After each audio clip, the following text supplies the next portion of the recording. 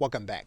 Now in this video, we are looking at Google Correlate, which is actually a subset of the site Google Trends.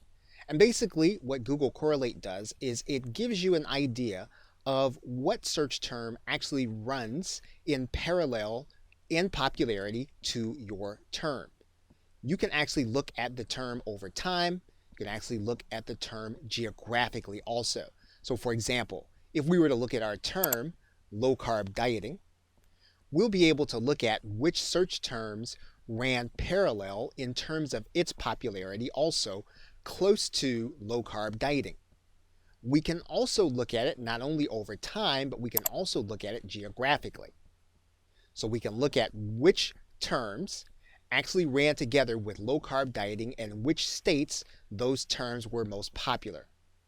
So again, this is another view of our search term, and it's a way of being able to look at how popular a term is relative to other things in a particular area.